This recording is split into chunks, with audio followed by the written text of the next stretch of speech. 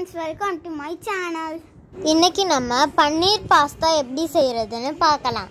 அதுக்கு ஃபஸ்ட்டு வெங்காயத்தை இந்த மாதிரி பொடியாக நறுக்கி வச்சுக்கணும்.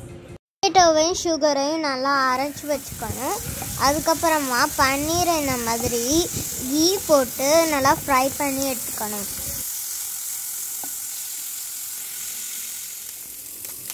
வெங்காயத்தை எண்ணெயில் போட்டு நல்லா வதக்கணும்.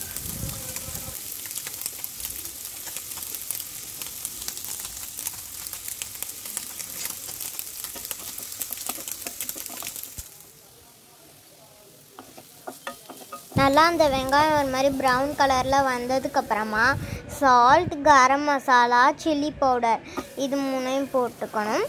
அதுக்கப்புறமா நம்ம ஃப்ரை பண்ணி வச்சுருந்த அந்த பன்னீரையும் எடுத்து அதோட மிக்ஸ் பண்ணிக்கணும்.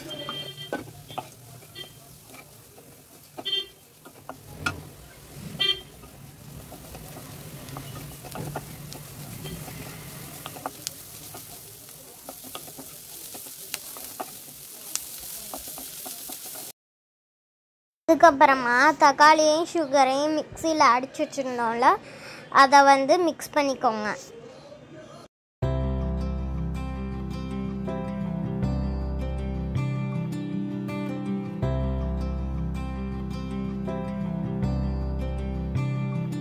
அப்புறமா பாஸ்தாவை நம்ம செஞ்சு வச்சுருந்த பன்னீர் மசாலாவில் போட்டுட்டு மீதி இருக்க தக்காளி சாஸையும் அதில் ஊற்றிடுங்க.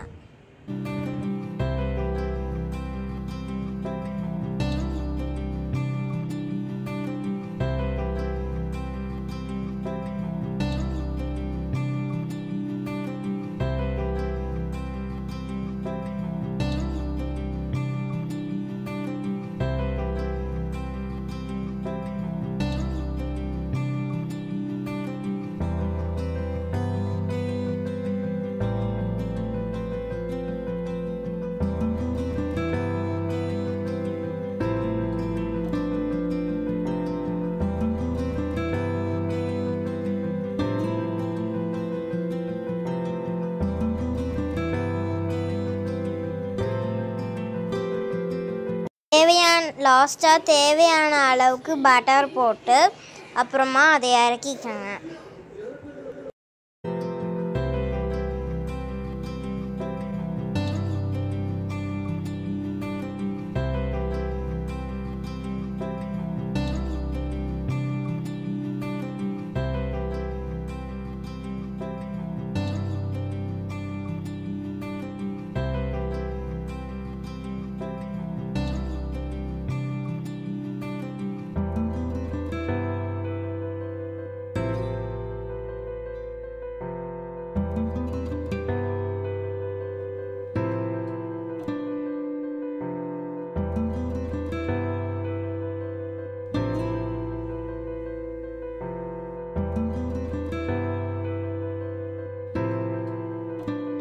ஓகே ஃப்ரெண்ட்ஸ், இப்போ இந்த ரெசிபி செஞ்சு முடிச்சாச்சு. இப்போ இது எப்படி இருக்குன்னு நம்ம டேஸ்ட் பார்க்கலாம்.